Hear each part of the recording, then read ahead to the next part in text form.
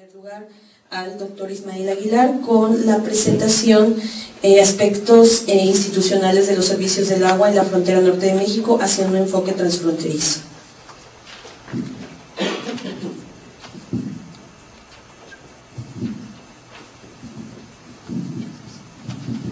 Hola a todos. Bueno, pues me da mucho gusto estar de nuevo con varios colegas de la red y con nuevos investigadores, colegas que nos acompañan. En esta ocasión, a diferencia de algunas otras reuniones en que hemos estado, estoy presentando algunas ideas preliminares de una propuesta de trabajo que me ha surgido, una inquietud de investigación que me ha surgido a partir de otros trabajos que he hecho. Para aquellos que ya conocen los trabajos anteriores, estoy enfocado al análisis, al estudio de lo que son los servicios del agua, que a diferencia del enfoque sobre el recurso del agua, en este caso se trata de cómo se provee de servicios, sobre todo en las zonas urbanas, de los servicios del agua, la captación, la potabilización, la distribución y posteriormente el tratamiento de las aguas residuales y la devolución al medio ambiente. Todo esto implica un tremendo esfuerzo, una actividad continua en las ciudades que muchas veces para los habitantes de esas ciudades ya es algo que se da por sentado. Es decir, ya se supone que abriendo la llave sale agua y ese es todo el proceso que hay que hacer. La presentación entonces le llamé un enfoque transfronterizo, cambié un poco el título para la planeación de los servicios del agua. En realidad debería ser hacia un enfoque transfronterizo para ser más realistas, y de lo que se trata básicamente es de indagar un poco si hay posibilidades reales de establecer formas de cooperación entre organismos proveedores de servicios públicos de agua potable. Esta es una forma alternativa de ver la gestión que tradicionalmente se maneja como gestión binacional del recurso agua. En este caso mi enfoque es más micro y yo lo dirijo hacia actores particulares que están ubicados en las zonas urbanas. Bueno, ya hay experiencias previas sobre manejo transfronterizo, en este caso de las cuencas. Estoy aquí indicando algunos de los más conocidos. Ya vimos anteriormente con el contexto histórico y seguramente después en las presentaciones que siguen vamos a ver algunos otros esfuerzos que se han hecho en la frontera para tratar de realizar una gestión binacional del recurso agua. En este caso yo me estoy enfocando básicamente a tres pares de ciudades. La primera, que es San Diego, Tijuana, Ciudad Juárez, El Paso y Laredo, Nuevo Laredo. Las tres tienen en común que son, los tres pares de ciudades tienen en común que están ubicadas a ambos lados de la frontera y que comparten las fuentes de abastecimiento para uso urbano. Sin embargo, a partir de eso tienen muchas disimilitudes, muchas diferencias. La siguiente, por favor. Bueno, ¿cuáles podrían ser algunas razones para la posible cooperación entre los organismos del agua? Bueno, hay algunas razones que se ven relacionadas también con unos aspectos generales que tendrían que ver con una gestión binacional del recurso agua y que en este caso también podrían ser para los servicios urbanos del agua. Primero, normalmente en los tres pares de ciudades se registra un crecimiento fuerte de la población y como producto una presión sobre las fuentes de agua en las llamadas ciudades gemelas. Estas ciudades comparten una misma fuente de abastecimiento para uso urbano y se presenta de manera general un declive de acuíferos y aguas superficiales.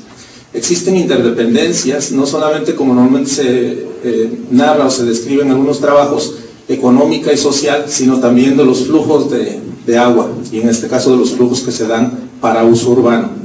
Y finalmente existe una posibilidad de beneficios mutuos que podríamos explorar para cada par de ciudades. La siguiente, por favor. Gracias.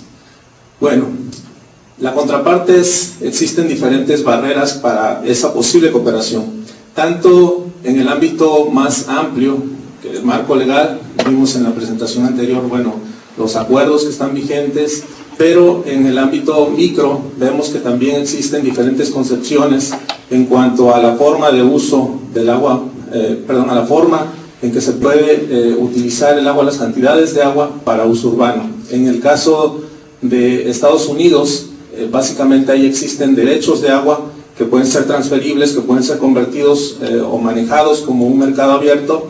En el caso de México existen concesiones, que no es tan fácil de manejar.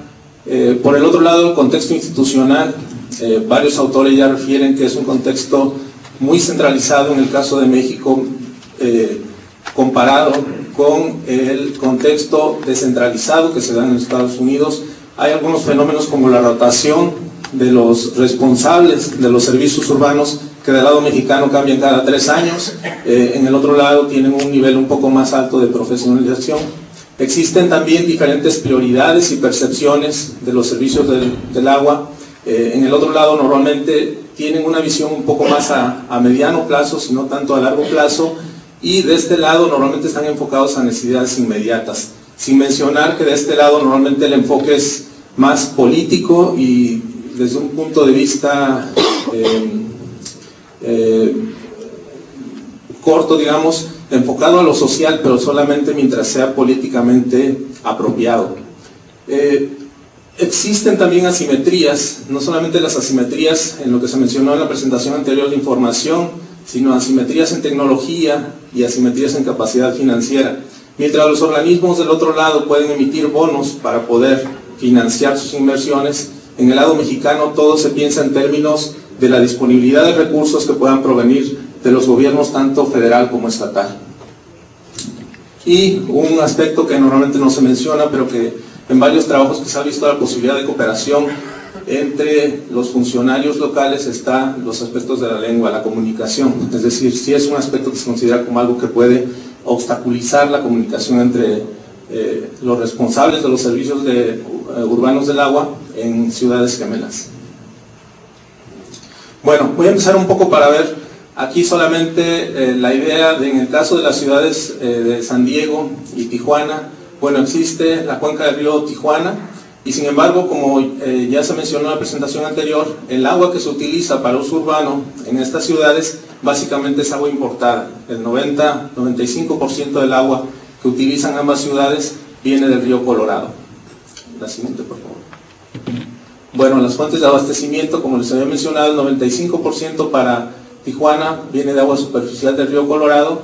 En el caso de San Diego, y esta es una característica que se da en los 3 pares de ciudades, mientras que en el lado mexicano normalmente dependemos de una sola fuente, en el otro lado se busca un poco tener fuentes alternativas. En este caso, el río Colorado se obtiene el 73% aproximadamente, pero de otras fuentes se obtiene el 27%. Una de las facilidades que tienen los organismos del lado estadounidense es que ellos pueden negociar los derechos de agua, es decir, pueden obtener agua del uso agrícola, mucho más fácil que de este lado. Bueno, ¿cuáles son las expectativas en el caso de este par de ciudades de Tijuana, San Diego? La problemática básicamente es, bueno, este acuífero de la Misión fue sobreexplotado, se reporta ya una baja disponibilidad desde 2002, negativa de hecho. En San Diego, la cuenca del río Colorado, tiene un sistema de agua vulnerable, pero básicamente, digamos, las dos ciudades dependen de importar el agua que van a utilizar para su crecimiento urbano. Las acciones que se han tomado, bueno, en Tijuana se tienen contempladas como alternativas la construcción de una planta desaladora, un programa integral de reducción de pérdidas de agua, programas intensivos de cultura de agua y proyectos específicos de eficiencia. Reuso es solamente una alternativa que se menciona, pero en realidad todavía existe muy poco reuso en los 3 pares de ciudades, no solamente en estas ciudades. En el lado de San Diego, bueno, es también un programa tratando de enfocado a la demanda, tratando de reducir el consumo diario, un racionamiento obligatorio en algunas ciudades, en este caso del condado de San Diego, y la implementación de programas como tratar de reducir a 20 galones el consumo diario en la ciudad. El segundo par de ciudades, en el caso de Ciudad Juárez, El Paso, aquí la principal fuente de abastecimiento para las dos ciudades es el acuífero del Hueco Bolsón, y de manera similar, Puedes pasar a la siguiente, por favor. De manera similar, básicamente Ciudad Juárez depende en 100% solamente de esa fuente, mientras que en El Paso se tiene un poco más de diversificación. El 39% se obtiene del río Bravo mediante la compra de los derechos de agua a los agricultores. ¿Cuáles son las expectativas en ese par de ciudades? Bueno, la problemática, básicamente el Bolsón del Hueso es sobreexplotado, existe estaría agotado o generaría una mala calidad del agua, se proyecta para el 2025, y eso afecta a ambas ciudades. Se tiene pozos en las dos ciudades, pero con altos contenidos de sales, y como consecuencia el servicio es insuficiente. ¿Cuáles son las acciones? Bueno, básicamente tratar de encontrar fuentes alternativas de agua en otros acuíferos, básicamente fuentes subterráneas, o también tratar de buscar una mayor utilización del agua superficial. Bien, el tercer par de ciudades, Nuevo Laredo, Laredo, comparten el río Bravo como única fuente en este caso las dos ciudades como única fuente de abastecimiento, y asumen básicamente que la disponibilidad de agua es constante. Históricamente las dos ciudades no han carecido de agua, no ha habido procesos de sequía fuertes en los que tengan que suspender el servicio o racionarlo, entonces se asume que va a seguir la provisión constante del recurso. Bien, como decía, aquí son los dos el 100%, aquí los dos lo toman de la fuente superficial. ¿Cuáles son las expectativas? Bueno, en el caso de Nuevo Laredo, me llamó la atención, están pensando en la transferencia de derechos del agua del uso agrícola hacia el uso urbano. En Laredo eso ya lo realizan en parte, pero sobre todo están tratando de buscar una fuente de agua subterránea. Tienen también un plan de conservación para tratar de reducir el consumo per cápita diario un 5%, de 130 a 110 galones por habitante. Hay una diferencia de perspectivas, como había mencionado desde el principio, entre los organismos de ambos lados de la frontera, como podemos ver aquí en este ejemplo, mientras que para Comapa Nuevo Laredo, varias de las prioridades que tiene son, por ejemplo, disminuir el porcentaje de morosidad, que también es un fenómeno generalizado en las ciudades mexicanas, tratar de actualizar la base de usuarios y mejorar el nivel de cobranza que tiene para poder tener mayores recursos, mejorar el mantenimiento, renovar la red de distribución y otras medidas que tiene planteadas.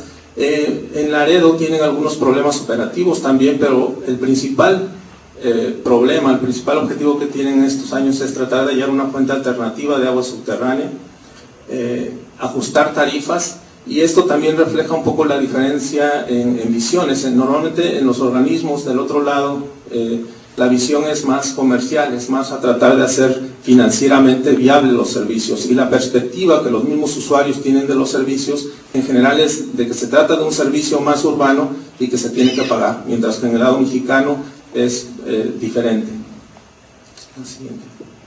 Bueno, esta es alguna información sobre el consumo urbano que se da en los pares de ciudades. Y aquí, como se puede ver, en Tijuana, mientras en Tijuana, por ejemplo, el consumo por litros por día son 144 aproximadamente, en San Diego son de 655. En Ciudad Juárez son 330, en El Paso son 600 litros. En Nuevo Laredo 300 y aquí casi 500 litros por día por habitante. Esto refleja no solamente la diferencia en, por ejemplo, tamaño de las casas, en los distintos aparatos domésticos que puedan tener en las familias en esas ciudades, sino también una diferencia de perspectiva, es decir, el agua es un bien al que se tiene acceso y mientras se pueda pagar se puede consumir. Algunos problemas comunes que los pares de ciudades tienen: el abastecimiento, básicamente, aunque como les mencionaba, se sigue asumiendo una perspectiva que se puede llamar de la oferta, es decir, el agua no se va a acabar, simplemente hay que buscar alternativas tecnológicas, financiamiento, desalar el agua, buscar nuevas fuentes, pero se asume que el recurso va a existir. Existen pérdidas en el sistema de distribución como uno de los aspectos problemáticos en cuanto al funcionamiento de los organismos. Existen problemas de financiamiento, pero mientras en el otro lado tienen la posibilidad de acceder a bonos, normalmente en este lado son subsidios. Existen áreas de la ciudad sin cobertura, a veces en los parques de ciudades, no solamente en el lado mexicano, sino también en el lado estadounidense. Existe un escaso uso de las aguas tratadas. Aquí es bastante interesante porque a pesar de que por requerimientos de SILA, normalmente la mayor cantidad de agua que se trata en estos 3 pares de ciudades, la mayor cantidad de aguas residuales que se genera son tratadas, no se le busca una utilización. La mayor parte de esas aguas se vuelve, en el caso del río Bravo, hacia el río Bravo, y no se utilizan alternativas, y eso es generalizado.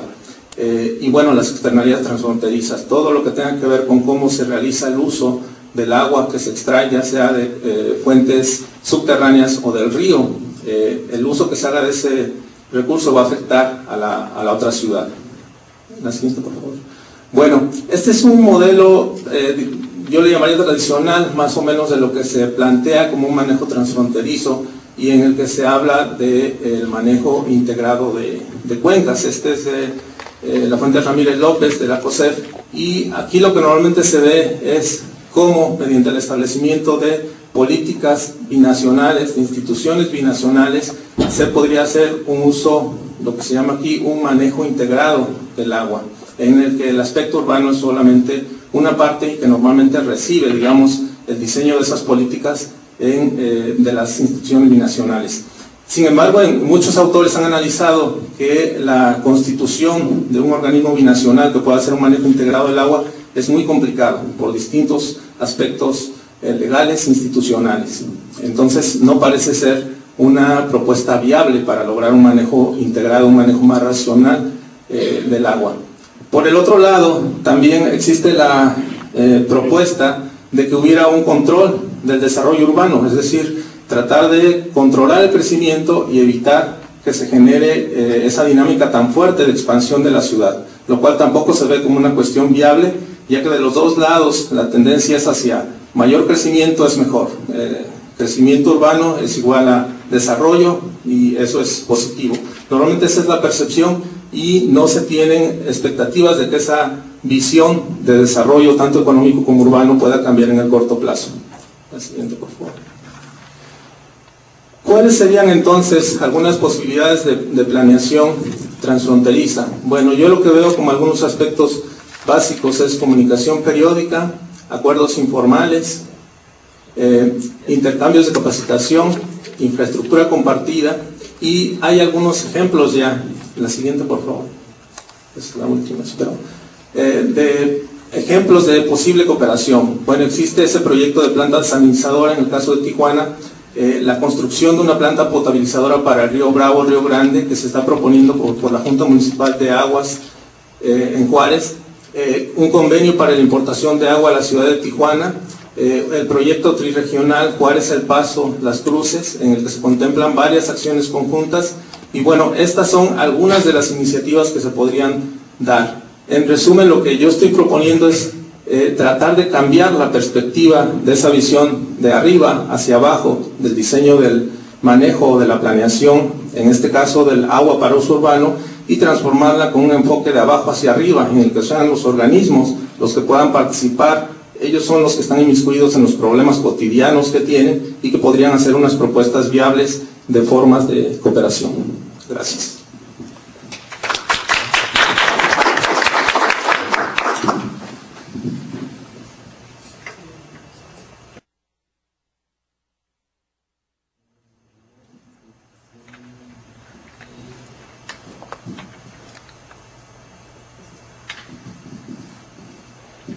Bueno, yo lo que les voy a presentar es una propuesta de trabajo a este grupo del agua para ver si el trabajo que venimos desarrollando en la red estos últimos 2 años puede continuar en los siguientes años.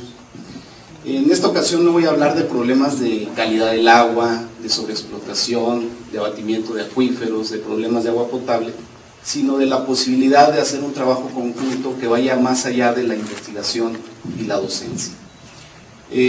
Y también es una propuesta que hago como, ahora que he visto los problemas, como coordinador de un posgrado en gestión integrada de cuencas.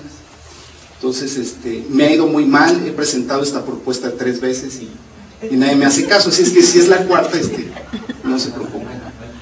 Adelante. Yo veo un panorama en general que podría llamar contradictorio o paradójico, porque veo un desempeño, y me incluyo yo aquí como científico social, que es muy irregular por regiones y por periodos, muy heterogéneo en temáticas de interés y a la fecha desvinculado del sector gubernamental y privado, aunque reconozco que hay esfuerzos en algunas regiones. Y eso conviviendo con una época, sobre todo en los últimos 5 años, donde hay una generación de conocimiento sobre el agua que se plasma en revistas, libros, artículos, en apertura de programas de posgrado, en creación de redes y en muchos proyectos de investigación. La siguiente. Y algunas de las causas, no digo que sean todas, pero sí son algunas causas, que veo yo son recursos humanos y financieros limitados, la comunicación interdisciplinaria, que es muy difícil entre un geohidrólogo y un economista y un sociólogo, una atención de problemas de corto plazo que tienen muchos de los organismos operadores y los gestores gubernamentales frente a los resultados de investigación, que en general son de mediano y largo plazo, y una falta de medición y evaluación del impacto real de nuestras investigaciones. ¿Qué propongo yo? Propongo que utilicemos el enfoque de la gestión integrada de cuencas hidrológicas y que ha tenido ya 2 experiencias en México. Una, como ustedes saben, hubo las comisiones de cuenca para el desarrollo regional entre 1946 y 1976, que se basaban en el modelo del Valle del Tennessee, y que desaparecieron, y que este concepto de cuencas volvió a surgir a partir de las reformas a la Ley de Agua en 92, y que en la reforma de 2004 volvieron a aparecer. La siguiente. ¿Qué implica la gestión integrada? Pues es un trabajo difícil, no es sencillo, requiere trabajo interdisciplinario, aplicación de conocimiento de diversas disciplinas y diseño de soluciones innovadoras. Por eso yo creo que es difícil. Y en varios documentos que se presentaron en el Foro Mundial del Agua en 2006, se hacía énfasis en que estos cambios se requieren en 3 áreas. Ahí están. Una es el ambiente facilitador, que son las políticas y los incentivos. Otra en los roles institucionales, en donde se incluye organización y recursos humanos. Y otra en los instrumentos de gestión, en los planes y en la información. La siguiente.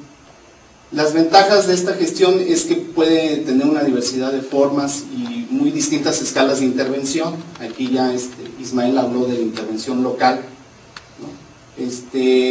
También puede contribuir a resolver problemas difíciles cuando se enfrentan con enfoques convencionales, como es por ejemplo la sobreexplotación de acuíferos, las sequías, las inundaciones.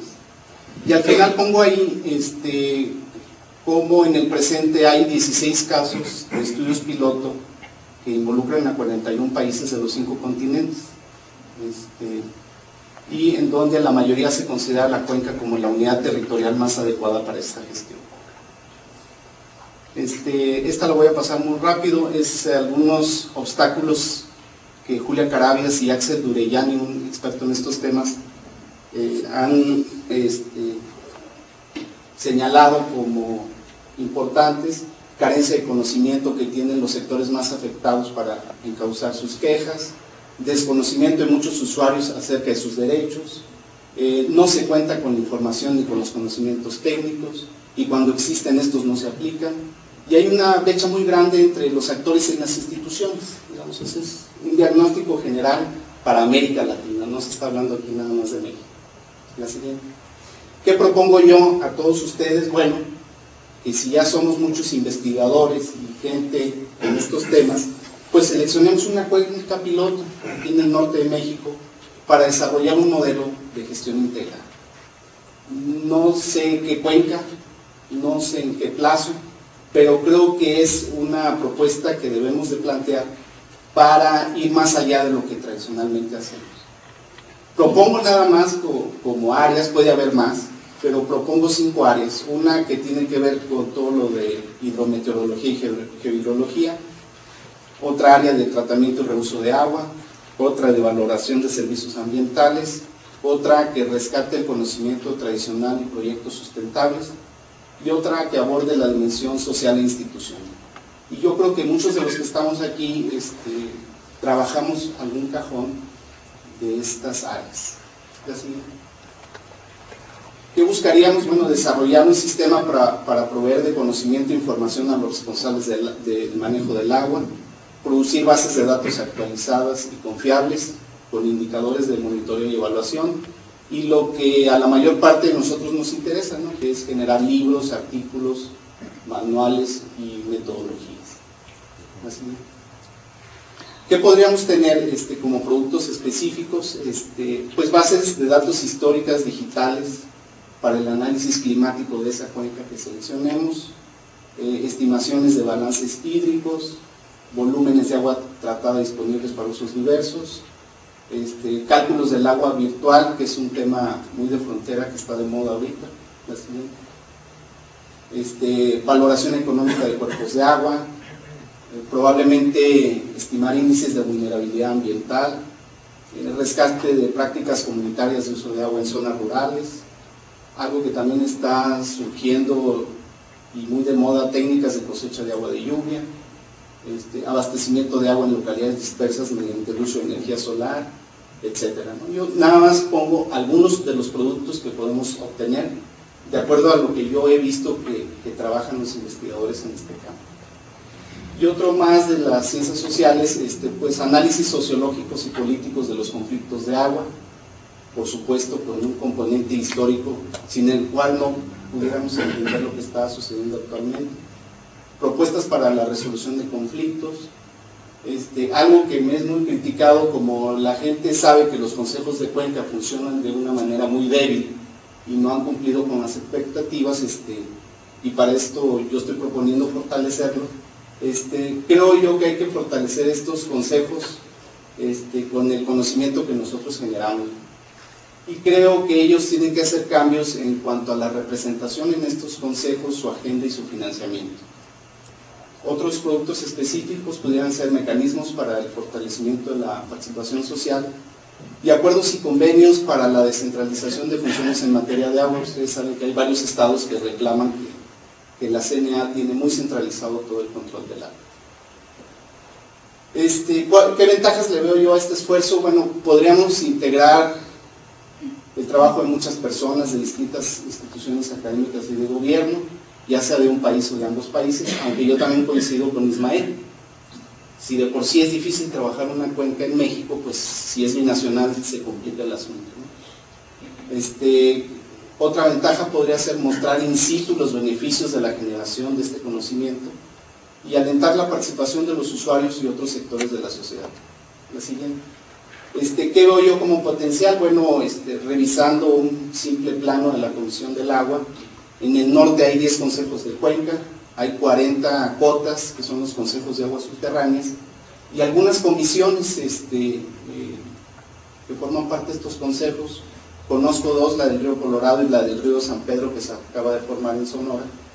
Y otras ventajas podría ser que podemos demostrar que es viable la resolución de problemas en el marco de esos consejos de cuenca. La otra ventaja es que se atienden directamente 3 de los 6 objetivos de la política hidráulica que están ahí, ustedes los conocen, que están en los planes hidráulicos.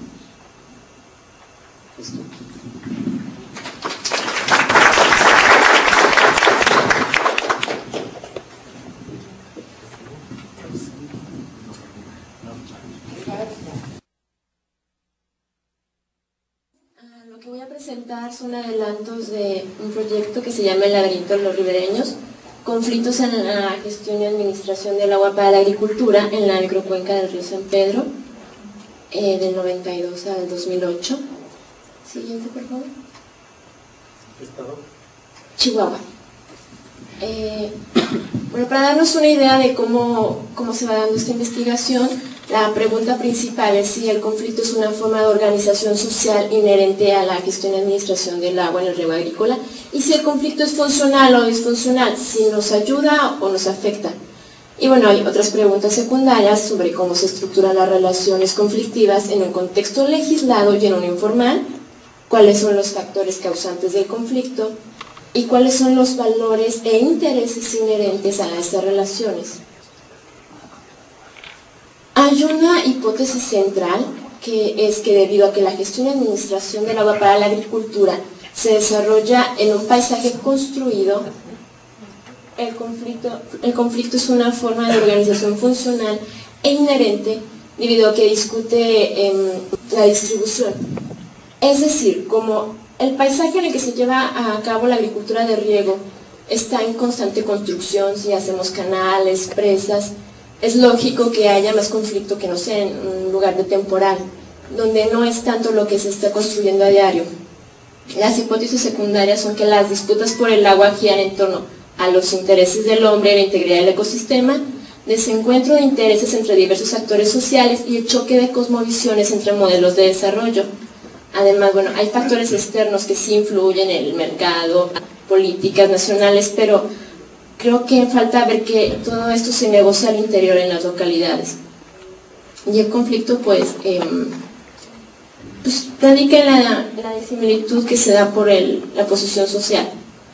En la metodología, siguiente. En la metodología se recurre al análisis de interfaces de Norman Long, que atiende a las realidades múltiples y estos puntos críticos de intersección entre los distintos campos sociales. Y bueno, también recurro al enfoque de la perspectiva central en el desarrollo, en la cual sí los actores sociales reciben la información y la interpretan, pero rediseñan. Además, bueno, quiero aclarar que pretende ser una investigación explicativa, no descriptiva, entonces no nada más vamos a ver la estructura del conflicto, sino trato de buscar el por qué se da. Y bueno, también ver las redes de relaciones sociales, pero tanto entre seres humanos y la relación que hay con la naturaleza. Para ubicarnos un poco, se lleva a cabo en lo que es el desierto chihuahuense, esta región muy conocida, muy rica en recursos. Siguiente, por favor. Y esto lo podemos ver porque en Chihuahua, que es donde se lleva a cabo esta investigación, a la mayor densidad y la mayor actividad económica se lleva a cabo donde existe menor precipitación. Entonces la pregunta es, ¿cómo se logra eso? Porque tenemos la cuenca del río Conchos, en la cual el 90% del agua se usa en la agricultura. Mi investigación está en el valle del río San Pedro, ahí se ve en el recuadro linda la unión del río San Pedro con el río Conchos, que a su vez pues, es afluente del río Bravo. Siguiente. Entonces, con esta noción del desierto, la gran pregunta era, ¿pero cómo es posible que se lleve a cabo la agricultura en el desierto? Y bueno, pero hay que ver qué es el desierto, entra las nociones de la gente, entra la discusión, pero habría que aterrizarlo con usos de suelo. Entonces, revisando un poco el mapa de este valle, predomina el matorral desértico, el micrófilo, que es el común, es el típico de los distritos de riego, y también predomina un poco lo que es el mezquital. Se desmonta, se aprovecha la madera y también es muy propicio para la agricultura. Entonces, esta es una razón por qué es muy común oír, y más en el norte, que vencimos al desierto. No es tanto vencerlo porque sí es muy propicio el suelo para la agricultura, además, obvio, de riego. Siguiente. Bueno, claro que también este vencimiento del desierto no se debe solo al distrito de riego. En la época de la precolonización española había alrededor de esta ribera varios grupos indígenas, en este caso los conchos, que es el que nos interesa. Siguiente. Y bueno, esta es la ocupación actual. Vemos que sí cambia un poco la ocupación porque ahora la gente está alrededor de los canales, se aprecia en el mapa, y quizá en pocas localidades alrededor de la presa, pero ya la gente no vive a las orillas del río como pasaba en esa época en la que los indígenas eran cazadores y recolectores y sí sembraban maíz, pero bueno, aprovechando el agua del río. Siguiente. Una muy breve línea del tiempo para darnos una idea de cómo se ve esa transformación. Hasta el siglo XVI se ocupaba por los indios conchos. Siglo XVII, el empoderamiento español con minas y misiones. Luego, la segunda mitad del siglo XVII son rebeliones indígenas, porque bueno, pues aquí en el norte no fuimos así como que muy conquistados, más bien colonizados. hasta que la segunda mitad del siglo XVII viene el nacimiento de las grandes haciendas, porque con esto de la minería en Chihuahua pues se forma la capital de Santa Eulalia y hay que alimentar a toda esa gente que vive de la minería y se abren grandes labores. La segunda mitad del siglo XVIII es la desolación. Aquí es donde nació mucho el concepto de desierto, porque los indígenas arrasaron con las comunidades que vivían ahí, vinieron sequías, entonces todo quedó convertido en un desierto deshabitado. Pero ya a lo que son principios del siglo XIX, siguiente por favor, hay un repoblamiento muy apoyado por grupos militares, y por ahí hay un conato de desolación, otra vez ataques indígenas, sequías, pero ya estaba muy fortalecida la población. Entonces viene lo que es la segunda mitad del siglo XIX, que ya están también económicamente, que entra un conflicto entre vecinos que en realidad son comerciantes, hacen llamar vecinos, contra las haciendas por la distribución, porque los vecinos quieren construir presillas y demás, y los hacendados ya son grandes haciendas, no se dejan tan fácil. Pero en la segunda mitad del siglo XIX ganan estos comerciantes y empiezan a construir presillas en la región. Siguiente, por favor.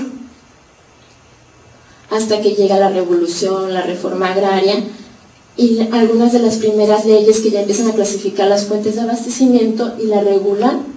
Y la SAIF, la Secretaría de Agricultura y Fomento, toma en cuenta las políticas de los mismos agricultores hasta el arribo del Estado, que pasa por los años 30. Yo le llamo así, en el área yo lo veo así, porque la SAIF ya no toma en cuenta los reglamentos de los agricultores, sino que hace su propio reglamento. Se empiezan a formar los primeros distritos de riego. Eso es como el Estado más administrando el agua, ya no en manos de los revolucionarios, ya no de los que tomaban las haciendas. Entonces, al mismo tiempo viene en esta región el auge del algodón, y bueno, pues en los 40 ya se firma el Tratado de Aguas Internacionales, en el 44 que ya vimos, y se empiezan a construir las presas, en este caso la Francisco y Madero Las Vírgenes, y yo creo que aquí en la región se nota mucho el arribo del Estado en las presas, la construcción. Viene el declive del algodón y comienza la segunda mitad del siglo XX, perdón, lo que es el boom de los nogales, que coincide mucho con el agua como patrimonio. Lo que pasó en los 70 es que hubo una tecnificación, el gobierno empezó a perder un poco la fe en los agricultores, en el campesino que necesitaba el apoyo del gobierno, y le empezó a dar el apoyo a los que invertían más. Entonces el Estado toma el agua como patrimonio nacional y coincide con este boom de los nogales, porque el nogal es un árbol al que hay que invertirle mucha agua, y hay que darle preferencia porque va a subsistir por muchos años y va a purificar el aire y demás. Hasta, siguiente por favor, finales del siglo XX, que empieza esto de la transferencia de los distritos de riego, la ley del 92, que es un aparente neoliberalismo del agua desde mi punto de vista, porque en realidad es un capitalismo, una burocracia. El Estado no suelta el agua, tiene las presas. Y en el siglo XXI, lo que va, en esta región se da la tecnificación. En los años 70 ya se le ha dado, pero en esta región se nota mucho porque comienza el programa de uso sustentable de agua superficial en la cuenca del río Conchos. Se da porque en el 44 se había comprometido la tercera parte de este río para pagar la deuda de Estados Unidos, y como nunca sobraba agua en el río Conchos, no se pagaba esa agua que se acordó en el 44. Entonces lo que hace Estados Unidos es, a través del NACBAN, implementar este programa para tecnificar los módulos, y se tecnifica revestimiento de canales, riego, no sé, de goteo, la tecnología que ustedes se puedan imaginar, todos los canales están revestidos. Y por su parte México inicia el PADUA, que es Programa de Adecuación de Derechos de Uso de Agua, que es un redimensionamiento. Es comprarle a los usuarios el agua que no usan para guardar en las presas y pagarle a Estados Unidos. Siguiente, por favor. Bueno, ya que estamos en la actualidad, donde se lleva a cabo este estudio es en el distrito de riego 05 de Delicias, que es el más importante de Chihuahua. irriga 84.528 hectáreas, y dentro de este distrito está la presa Las Vírgenes, que es la más importante de la microcuenca, pero no del distrito. Y esta presa irriga 26.500 hectáreas que pues nada que ver con las 84.528. Entonces, para solucionar ese problema, lo que se hace, siguiente por favor, es que se toma agua de la presa, esta de aquí, perdón, que es la boquilla. Entonces se trae agua de aquí, que es de Conchos, se irriga este distrito, y esta es la presa, la que les comento, la Francisco y Madero, que es realmente donde yo trabajo, porque aquí se constituyen dos sociedades de responsabilidad limitada, que son las que administran el canal principal que sale de una presa. Siguiente, por favor. Bueno, entonces pues ya hay que aterrizar un poco más esto, porque pues si hemos trabajado en una sociedad de responsabilidad limitada, hay que entender que la CNA está en el nivel superior de un organigrama del agua en la agricultura, que es un representante del gobierno federal. Viene la sociedad de responsabilidad limitada, que maneja el canal principal, y después vienen los módulos, en este caso 6, 7, 8, 9, y bueno, en el último nivel están los usuarios, que pueden ser pequeños propietarios, ejidatarios. Siguiente. Entonces se tomó como interfaz y unidad a la SRL por ser un auditorio entre CNA y usuarios. Es decir, si nos paramos en la SRL podemos ver hacia abajo y hacia arriba. Y el planteamiento de esta investigación comienza con problemas definidos por el actor. Son los usuarios, los campesinos, los que definen sus conflictos. Siguiente. Y llegamos a una tabla que no creo que se vea, pero se las voy contando. Viendo el conflicto en el agua, vemos que el factor universal es el poder. En un nivel son los actores sociales y el desencuentro de intereses, pero existe el poder como coerción. Y se da, por ejemplo, entre instituciones, Comisión Nacional del Agua, contra usuarios. Lo que pasa aquí es la explotación, pero hay una disociación de medios, de propietarios de medios, contra clase social. Es decir, ya no son los ricos los que poseen los medios, ya no es la idea de la hacienda o, no sé, los grandes propietarios, sino del gobierno, que si no es el dueño de los medios, sí ostenta su poder. Y se ve a través de la legislación, porque es realmente quien la aplica, y una burocracia estatal. Para el agricultor es inútil tratar de acceder. Hay una teoría, que es la teoría del acceso, que dice que siempre va a haber una barrera, como un mostrador, como una puerta a una oficina, que no va a permitir, en este caso, al usuario acceder a la comisión. El conflicto es el dominio de las presas en un ámbito a nivel federal y a nivel estatal, que ya vimos. O sea, no hay representantes en los estados, en los municipios, todo lo soluciona CNA. La consecuencia pues, es la falta de comunicación, divorcio entre CNA y usuarios, y la gestión no integrada de los recursos hídricos. La estrategia de solución, hablando de soluciones de conflictos, pues sería la sociedad de responsabilidad limitada, porque media entre estos dos. En este caso, el conflicto regresa, es una espiral, porque siempre podemos hablar de soluciones y luego de resoluciones en el conflicto, porque siempre vuelve. Entonces la solución pues sería esta, pero en esta región muy particular, yo sé que no es igual en todos los módulos de riego ni distritos, es que los mismos directivos de los módulos se apropiaron de la sociedad de responsabilidad limitada, se repartieron los puestos otra vez, quizá en este afán de llegar a la CNA, y otra vez son nada más dos actores sociales, no existe un mediador. El problema quizá es que falta puentear. En realidad la SRL debería ser un puente entre CNA y usuarios, pero aquí yo siento que CNA más bien usa este puente no para llegar a los usuarios, sino para subirse al puente y ver desde arriba. Luego viene una fragmentación del colectivo que pasa cuando, bueno, los usuarios se vuelven directivos de los módulos, y otra vez es esa misma relación de no ser dueños de los medios, pero sí apropiarse de ellos. Y pues no sé, el medio de apropiación son acuerdos informales porque no hay legislación ya en los módulos. La ley del más fuerte en el más influyente. El conflicto pues es lo no prohibido como permitido. Consecuencia, abusos de poder. Y aquí sí puede solucionarlo el canalero, el gerente, Es decir, sí entra un poco la burocracia a solucionar esto que es entre usuarios, que son socios finalmente. Y bueno, pues el conflicto va a seguir porque después de todo es una institucionalización del módulo, o sea, ya no se comportan los directivos como socios de los otros usuarios que deberían de ser, pero de repente se vuelven burócratas y se aprovechan quizá, no en todos los casos, de ese puesto. Y la fragmentación entre usuarios contra usuarios, que viene siendo lo mismo. A veces se roban el agua, todos esos conflictos que pasan, vender derechos de agua entre ellos, que se soluciona fortaleciendo los estatutos del módulo. Yo he visto casos muy exitosos de que se crean bancos de derechos de agua y todo ya está más en regla. Bueno, luego viene otro nivel de conflicto que es entre los intereses del hombre y la integridad del ecosistema, donde el factor es el territorio. Lo que pasa aquí es que el poder se usa como capacidad de dominio, destrucción o construcción, es decir, el hombre construye, destruye, y la naturaleza también puede hacer eso, ¿no? Puede reaccionar. El medio a través del cual el hombre hace esto es el trabajo. Con el trabajo domina la naturaleza. El conflicto es que es una mala domesticación que trae como consecuencia la desertificación, que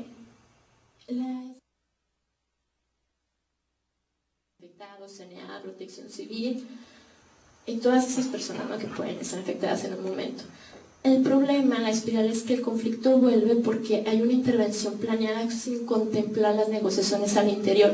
Es el proyecto, el megaproyecto acá arriba que no aterriza en los usuarios finales, como pasó en el Padua, que hubo gente que vendió sus derechos de agua y al rato estaba agujereando el canal para robarse el agua, o bueno, ya saben, ¿no?, cómo funciona esto. Pero algo que también llama mucha atención más en Chihuahua es que no se cultiva el agua. Yo sé que suena raro, pero se captura el agua, se usa y nadie se preocupa por cómo se recargan los mantos acuíferos. No tiene una idea de lo que es un cota. Y lo que más me llama la atención es que el agua dejó de ser patrimonio y se volvió mercado. Hasta hace 20 años las concesiones de los pozos se heredaban. Y todavía era común escuchar que dicen, es que mi abuelo me dejó este pozo, pero parece que después de que llegó Padua, los derechos de agua se venden y se compran, y ya no es esa noción del agua que es el patrimonio. Siguiente. Finalmente, el choque de cosmovisiones entre modelos de desarrollo, el conocimiento como poder, que es la capacidad de producción. A nivel de desarrollo internacional, esa relación de México y Estados Unidos, donde el conflicto es la distribución inequitativa de recursos, el incumplimiento del tratado, etc. Y bueno, pues el retardamiento del desarrollo en teoría es la consecuencia. Estrategias de solución, cooperación, porque pues son dos naciones, entonces mejor no entrar en conflicto. Y pues ya vimos Padua y Pusac, cada quien puso por su parte. Y como es cooperación, no hay que buscar un tercero que media, ¿no? La intervención planeada otra vez viene a ser el problema. Por ejemplo, lo que pasó con Pusac es que cuando los usuarios aplicaron la tecnología y ahorraron el agua, ya no quieren devolver ese volumen, entonces otra vez es el mismo problema. Y al final, bueno, viene usuario contra módulo porque el módulo no conoce muy bien cómo tiene que regar, no conoce las texturas, no conoce el mercado, finalmente, y el agua no se aprovecha igual. Entonces aquí el problema viene a ser otra vez falta de conocimiento. Y al último, finalmente, condiciones laborales, problemas de instituciones contra empleados y ese problema laboral y administrativo, es decir, ustedes sabrán que los directivos de los módulos no reciben un salario, entonces a veces aprovechan el agua o trabajan menos de lo que dan trabajar porque tienen que buscar mantenerse de otra forma. Y los canaleros no tienen mucha estabilidad y tienen como consecuencia corrupción, funcionamiento deficiente, burocracia, que bueno, viene a ser por lo mismo, viene a traer el mismo problema, que es el capitalismo y la burocracia, y un sustento mercantil y no social, o sea, nos está ganando el mercado en ese aspecto. Y bueno, hasta aquí sería un panorama de los conflictos y más en esta región que se siguen reinventando.